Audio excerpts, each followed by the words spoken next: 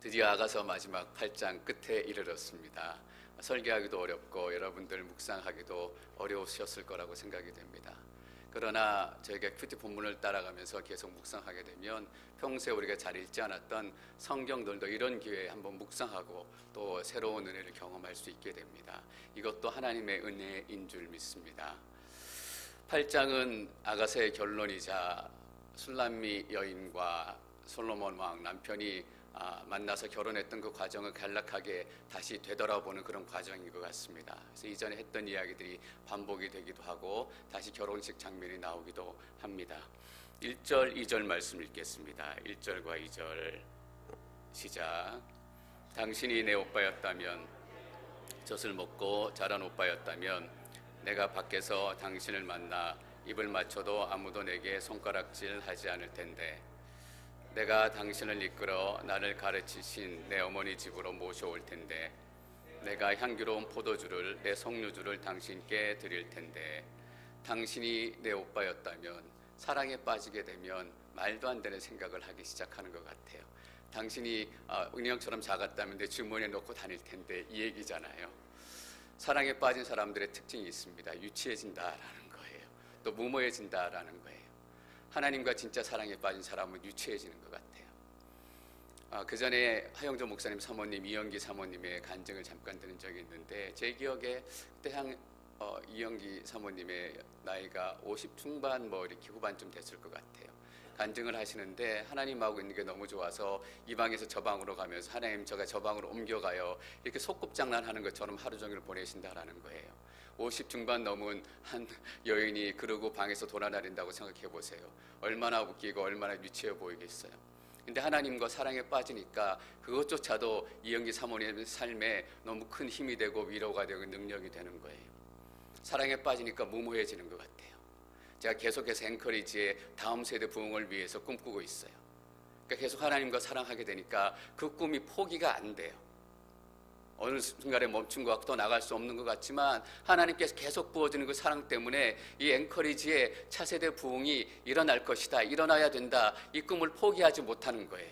그래서 계속해서 사역자를 찾게 되고 계속해서 차세대를 위해서 다른 일들을 계획하고 기도하게 되는 거예요.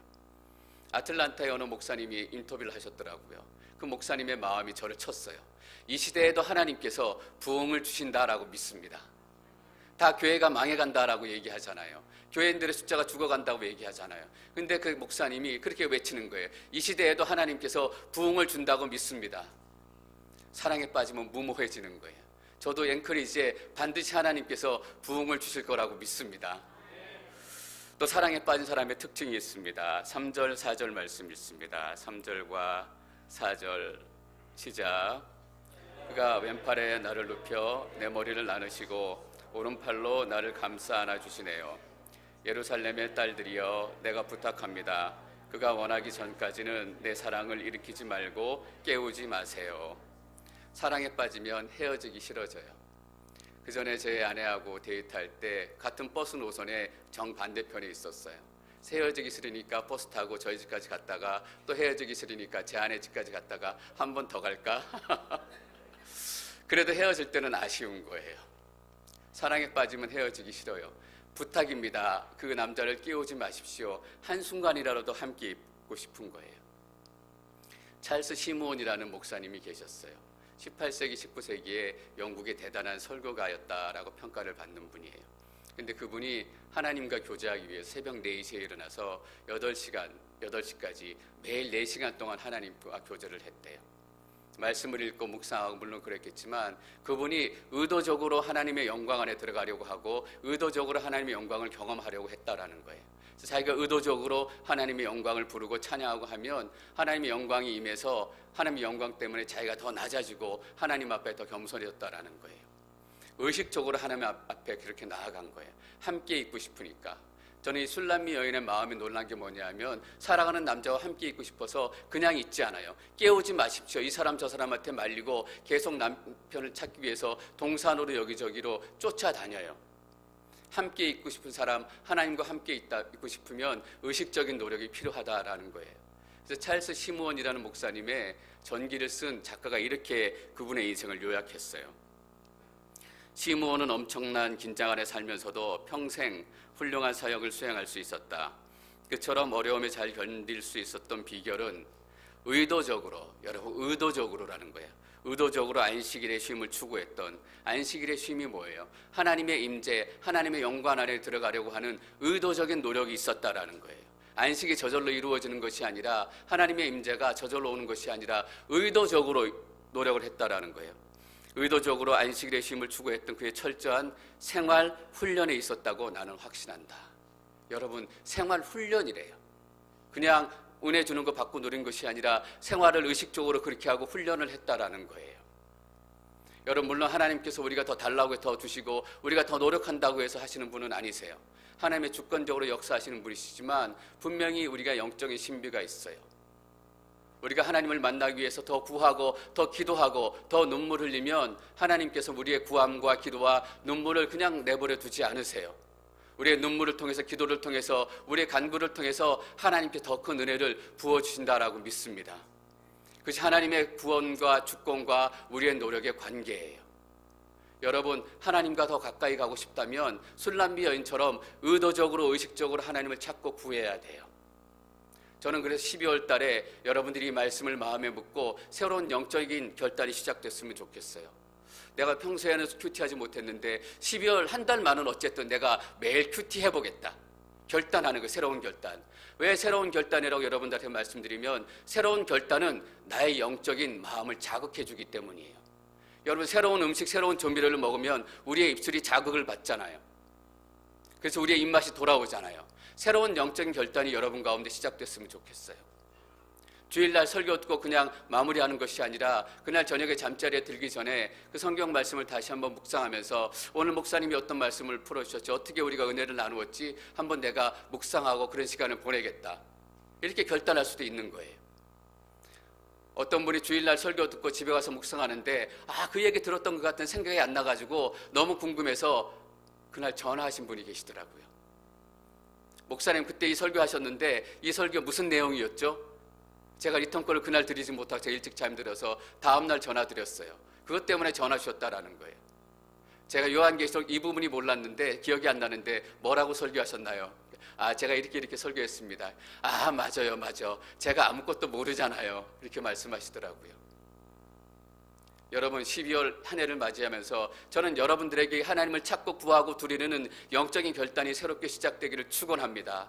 술람미 여인이 그냥 남자의 사랑과 남자의 동행을 얻은 게 아니에요. 동산으로 찾아다녔어요. 나의 남편을 깨우지 마십시오. 사람들한테 이렇게 부탁을 했어요. 저는 영적인 새로운 자극이 여러분 2017년, 2018년에 굉장히 큰 새로운 시작을 가져오게 될 줄 믿습니다. 5절 말씀 같이 읽습니다. 5절 시작.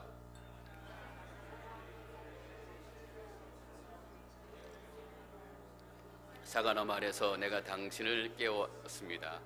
당신의 어머니께서 당신을 가지시고 산고를 겪으며 거기에서 당신을 낳으셨습니다. 5절의 첫 번째 부분은 회중이, 예루살렘 여인들 아니면 같이 있던 사람들이 노래하는 거예요. 합창이에요. 사랑하는 사람에게 기대어 거친 들에서 올라오는 저 여인은 누구인가? 이 여인과 사랑하는 사람에 기댄 두 사람은 누구예요? 술람미 여인과 솔로몬 왕이에요. 아마 결혼식을 마치고 오는지 결혼식 하러 오는지 모르겠지만 거친 들에서 사람에게 기대어 올라와요. 가마를 타고 오는 모습을 표현한 것 같아요. 가마를 타고 올라오는데 어떤 곳에서 올라오냐면 거친 들에서 올라온대요. 거친 들이란 광야라는 표현이에요. 왜 아가서를 쓰면서 거친 들에서 올라오는 저 여인은 누구입니까? 라고 거친 들이라는 표현을 썼을까? 이 사랑의 여정을 마무리하기 위해서 많은 고난과 어려움이 있었던 거예요. 그냥 잠깐 노래하고 우리가 듣고 말지만 이 사랑을 이루기 위해서 마음 졸이고 애끓는 시간이 있었고, 다른 사람들의 비난과 조롱을 감수하는 그런 시간들을 다 넘어서 이제 가마를 타고 결혼식 잔치에 이르게 되는 거예요. 여러분, 계시록 19장에 보면 신랑 되신 예수 그리스도와 신부된 교회가 결혼식하는 장면이 나와요. 너무나 찬란하게 결혼식을 하게 되지만 결혼식 하러 온 신랑 예수 그리스도나 결혼식에 참여한 신부로 온 교회나 그냥 온 게 아니잖아요. 거친 들을 걸쳐서 올라온 거예요. 예수님은 스스로가 십자가에 못 박혀서 죽었다가 오신 거예요. 교회는 어때요? 하나님의 말씀과 예수 그리스도의 증언으로 죽기까지 하나님 앞에 순종하고 또 숭배했고 제단 앞에 죽은 사람들의 영혼이 있었어요. 그런 과정을 지나서 결혼식 잔치에 온 거예요.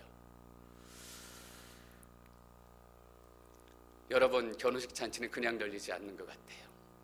우리가 계시록 19장에서처럼 마지막 때 우리 교회가, 앵커리지 온누리 교회가 여기 계신 한 분 한 분이 그 결혼식 대축제 잔치에 함께 하게 될 거예요. 그러나 그 시간을 향하기 위해서 우리가 할 수 없이 거친 들을 지나게 될 때가 있다라는 거예요. 여러분, 그러나 잘 보세요. 거친 들에서 올라오는 저 여인은 누구인가? 하나님께서는 여러분들을 절대로 거친 들에 그냥 내버려 두시지 않습니다. 여러분들의 삶이 지금 광야에 있을지 모르겠어요. 거친 삶을 살고 있을지 모르겠어요. 아니면 거칠다라는 표현이 약할 정도로 더 고통스러운 삶 가운데 있을지 모르겠어요. 여러분, 그러나 우리가 다 이기고 어린 양의 혼인잔치에서 가마를 타고 예수 그리스도의 기대어서 그 거친 들을 올라오는 영광을 누리게 될 줄 믿습니다. 그거예요, 여러분. 거친 들에서 올라오는 저희 여인은 누군가? 사과나무 아래서 내가 당신을 깨웠습니다.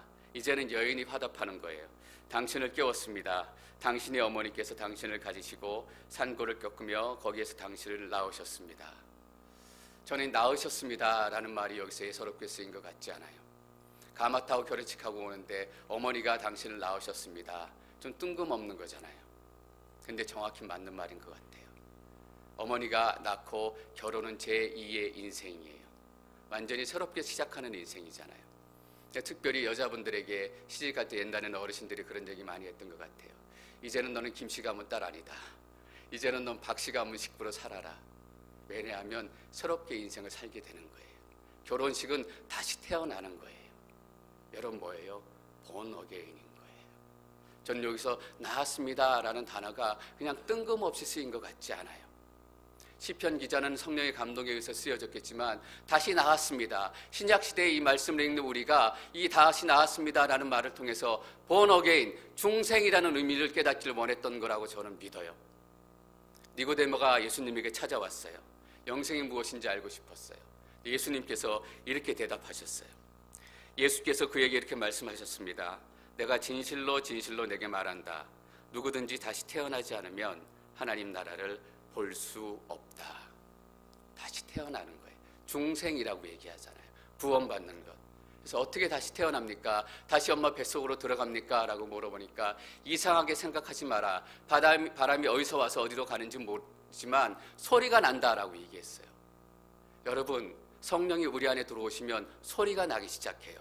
그 성령이 언제 들어왔고 언제 시작됐는지 알 수 없지만 성령이 내 안에 들어오시면 내 마음에 내 삶에서 소리가 나기 시작해요. 여러분, 무슨 소리예요?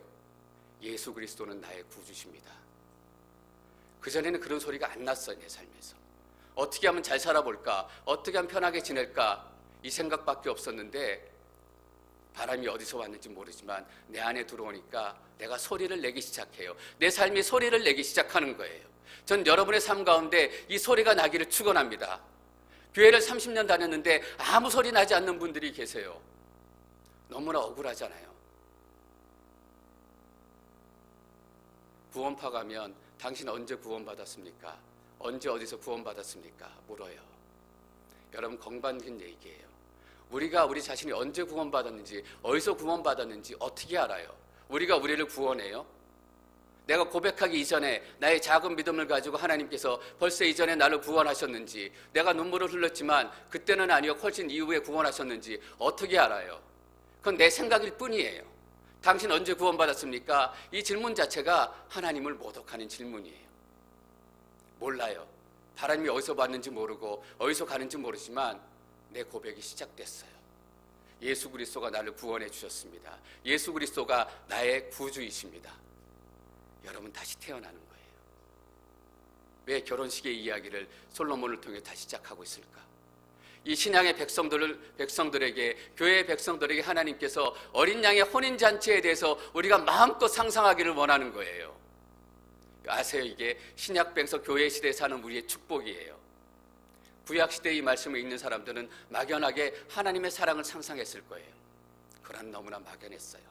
우리는 구체적으로 상상할 수 있어요. 어린 양의 혼인잔치에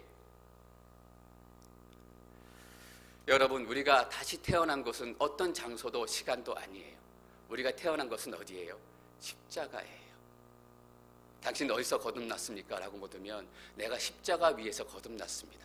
예수 그리스도께서 십자가에 죽으실 때 내가 구원을 얻었습니다 라고 고백하고 선포하는 게 맞아요. 여러분, 어디서 구원받으셨어요? 십자가에서 구원받으신 거예요. 전 여러분에게 새로운 중생의 시간이 시작되기를 축원합니다. 6절 말씀 계속 읽습니다. 6절 시작.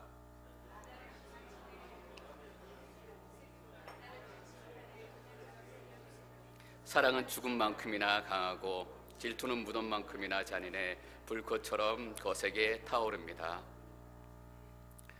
이 아가서 말씀을 마무리하면서 제 마음이 막 뛰는 것 같아요. 하나님의 사랑이 막 제 안에 들어와서 막 불타는 것 같아요.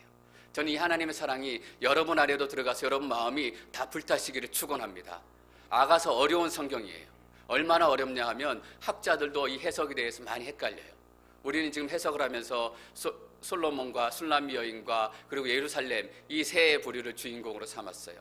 근데 어떤 학자들은 어떻게 해석하냐 하면 솔로몬이 있고 술람미 여인이 있고 진짜 술람미 여인이 사랑하는 사람이 있고 솔로몬이 어떻게 등장하냐 하면 솔로몬이 술람미 여인의 사랑을 방해하는 그런 걸로 해석하는 학자들도 있어요. 어느 쪽이 맞다라고 얘기할 수 없어요. 왜 이런 얘기를 드리냐 하면 그만큼 어렵다라는 거예요. 그런데도 왜 아가서가 우리에게 주어졌느냐? 이 아가서를 통해서 하나님의 불타는 사랑이 우리 가운데 경험되어질 수 있기 때문이에요. 여러분, 우리가 다 알고 사랑해요? 아니에요. 어떤 거는 미스테리예요. 그러나 저 사람이 나를 사랑한다라는 것은 확실히 알아요. 왜? 사랑하기 때문에. 전 여러분도 여러분의 마음이 예수님의 사랑으로 활활 불떠오르길 축원합니다. 나를 당신의 마음에 도장처럼 새기고, 술람미 여인이 솔로몬에게 얘기하는 거예요. 나를 당신의 마음에 도장처럼 새기고 당신의 마음에 도장처럼 지워지지 않는 흔적처럼 그렇게 새겨주시기를 바랍니다. 당신의 팔에도 도장처럼 새겨주십시오. 지워지지 않게 도와주십시오. 그리고 어디를 가나 나를 생각하시고 어디를 가나 나를 기억해 주십시오 라고 탄원하고 요청하고 요구하고 있는 거잖아요. 우리도 하나님께 우리의 사랑을 요구할 수 있다고요. 이사야 49장 14절에서 16절까지 말씀 함께 읽습니다. 14절부터 시작. 그러나 시온은 이렇게 말했습니다. 나를 잃으셨구나. 어머니가 자기의 젖먹이를 어떻게 잊겠느냐? 자기 태에서 낳은 아들을 어떻게 가엾게 여기지 않겠느냐? 혹시 그 어머니는 잊어버려도 나는 너를 잊지 않겠다. 보아라, 내가 너를 내 손바닥에 새겼고 내 성벽이 언제나 내 앞에 있다. 시온은 이스라엘이에요. 하나님께서 심판하시고 벌 주시니까 여호와께서 나를 버리셨다라고 탄원하고 탄식해요. 근데 하나님께서 어머니가 자기의 젖먹이를 버리는 어머니가 어디 있겠느냐라고 얘기하시면서 이렇게 얘기하잖아요. 내가 내 손바닥에 너희를 새겼다라는 거예요. 새겼다라는 게 뭐예요, 여러분? 지워지지 않는다라는 거예요. 그냥 그림을 그렸으면 지워져요. 새겼으면 아무런 상황이 지워지지 않아요. 우리가 큰 죄에 빠졌을지라도 우리가 큰 실수하게 됐을지라도 하나님 손에 그려진 우리의 인생은 지워지지 않는 거예요, 여러분. 하나님께서 우리 이마에 인쳐주셨잖아요. 여러분, 그 인도 새겨진 거예요. 그 인은 지워지지 않아요. 바람이 분다고 우리가 고난에 빠진다고 인생의 폭풍 가운데 들어온다고 하나님께서 인쳐주신 그 인이 지워지지 않는다라는 거예요. 하나님과 우리는 뭐예요? 끊어질래야 끊어질 수 없는 사랑이에요. 지워질래야 지워질 수 없는 사랑이에요. 도망갈래야 도망갈 수 없는 사랑이에요. 왜냐하면 우리 몸에 예수 그리스도의 흔적이 남았고 하나님 손에 우리의 흔적이 남았기 때문이에요. 사랑은 죽음만큼이나 강하고 죽음만큼이나 강하고 어떤 의미예요? 목숨 걸고 사랑한다라는 거예요. 목숨 걸고 사랑하면 어떻게 돼요? 사랑은 죽음보다 강해져요. 목숨보다 강합니다. 죽음보다 강합니다. 여러분, 예수 그리스도가 우리를 위해서 목숨을 걸고 사랑하셨잖아요. 그리고 목숨을 다 버리셨어요. 그러니까 어떤 결과가 나타나요? 예수님의 사랑이 목숨보다 강하고 죽음보다 강하게 돼서 우리를 구원하신 거예요. 지난 수요일 11월 22일이 붉은 수요일이라는 타이틀이 붙었던 수요일이었어요. 여러분 모르시죠? 레드 웬즈데이라고 붉은 수요일이라는 타이틀을 붙어서 영국을 중심으로 해가지고 세계의 각 교회와 또 세계의 각 크리스찬들이 중요한 건물, 중요한 교회에 빨간 등으로 조명을 비췄어요, 밤에. 그리고 그 건물이 또 그 교회가 빨간색으로 빛나게 했어요. 레드 수요일을 정해서. 어떤 의미냐 하면 붉은색은 크리스찬의 순교의 피를 의미하잖아요. 우리가 이 시대에 핍박받는 순교자를, 또 예수 그리스도 때문에 핍박받고 죽어간 순교자들을 잊지 않고 기도하십시다. 그들을 우리가 잊으면, 여러분, 이라크에서는 원래 이라크의 믿음을 가지고 자라났던 토착 크리스찬들의 80%가 사라졌대요. 20%만 남았어요. 시리아에는 50% 크리스찬들이 사라졌다라는 거예요. 믿음으로 순교하고 믿음 때문에 하나님 앞에 눈물로 기도했던 그런 사람들이 사라져간 거예요. 여러분, 그들은 죽음 앞에서도 하나님의 사랑 때문에 죽음을 뛰어넘은 사람들이에요. 우리도 여러 가지 믿음의 어려움, 시련들을 만나고 환난들을 만나게 돼요. 때론 죽을 것 같은 두려움이 있어요. 그러나 저는 여러분들이 이 예수 그리스도의 사랑을 기억하시기를 바랍니다. 예수 그리스도의 사랑은 죽음만큼 강한 사랑이고 죽음을 뛰어넘는 사랑이에요. 그래서 예수님의 제자들이 예수님이 발을 씻겨주시고 다락방에서 자꾸 떠난다라고 얘기하시니까 불안하고 걱정스럽고 그래서 근심스러운 얼굴로 있어요. 근데 예수님께서 그때 제자들에게 뭐라고 말씀하셨냐 하면, 담대하라, 내가 세상을 이기었노라. 담대하라, 내가 세상을 이기었노라. 여러분, 세상을 이겼다라는 말은 무슨 의미입니까? 원래 전쟁하고 조폭들이 싸울 때 가서 조폭 대장 이기면 밑에 쫄따구들은 자동적으로 다 이기는 거예요. 대장하고 이거 쫄따구들하고 다 싸우지 않아요. 내가 세상을 이기었노라 라고 말씀하신 것은 세상 안에 있는 모든 것들을 다 이겼다는 말씀이에요. 세상 안에 있는 죽음도 이기고, 세상 안에 있는 슬픔도 이기고, 세상 안에 있는 아픔도 이기고, 세상 안에 있는 질병과 고통도 이겼다라는 말이에요. 여러분, 무엇이 여러분들을 두렵게 만드세요? 예수님께서 세상을 이기신 예수님이세요. 여러분, 질병 때문에 고통스러워하지 마세요. 예수님은 여러분들이 그 질병을 이기게 하실 줄 믿습니다. 여러분, 우리는 침륜에 빠지지 않는 사람이에요. 우리를 이기신 예수 그리스도가 우리의 대장 되시기 때문이에요. 사랑은 죽음보다 강하다. 그리고 두 번째, 질투는 무덤만큼이나 잔인해 불꽃처럼 거세게 타오른대요. 사랑하면 질투하게 돼요, 여러분. 사랑하는데 질투하지 않으면 그거 사랑 아니잖아요. 내가 사랑하는 여인이, 사랑하는 남자가 다른 남자와 다른 여자와 데이트하는데 질투가 안 나면 내가 사랑한 게 아니에요. 내가 다른 신을 섬기고 다른 곳에서 예배하는데 하나님께서 질투하시지 않으면 그건 하나님 아니에요. 하나님께서 우리를 사랑하지 않는 거예요. 나는 너의 하나님이 되고 너희는 나의 백성이 될 것이다. 이렇게 하나님께서 우리에게 사랑의 고백을 하셨잖아요.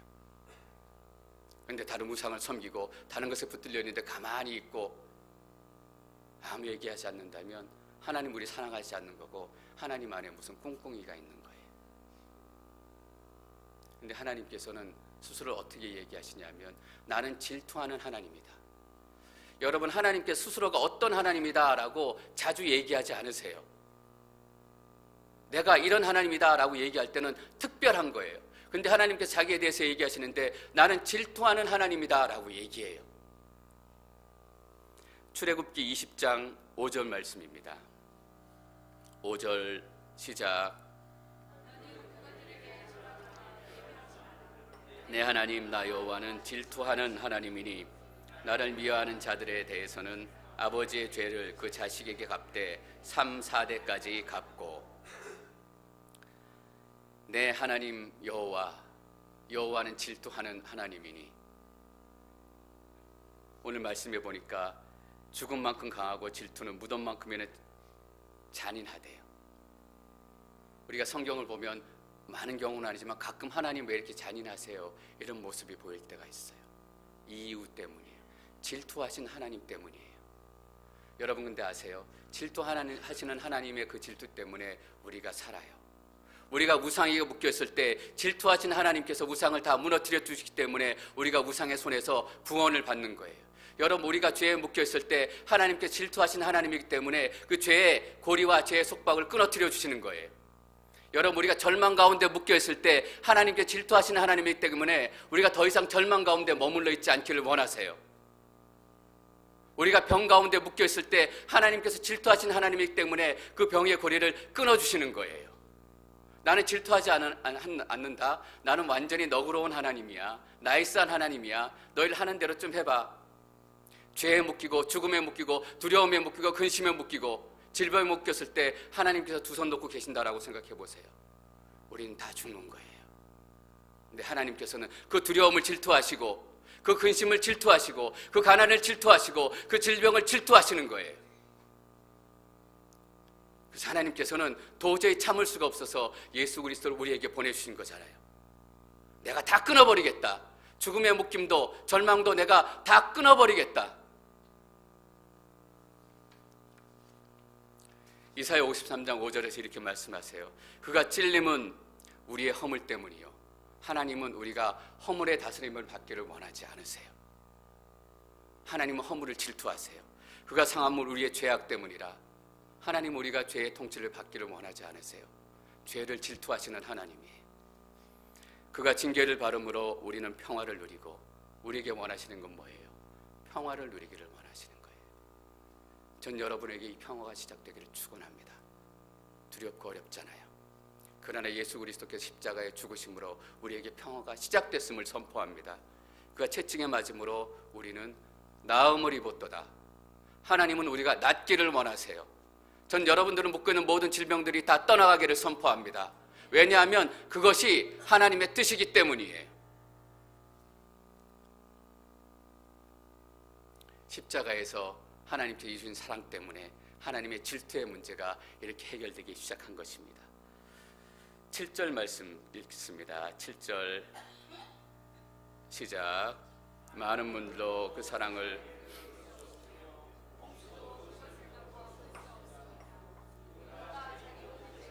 가지고 사랑과 바꾸려 한다면 그는 웃음거리가 될 것입니다.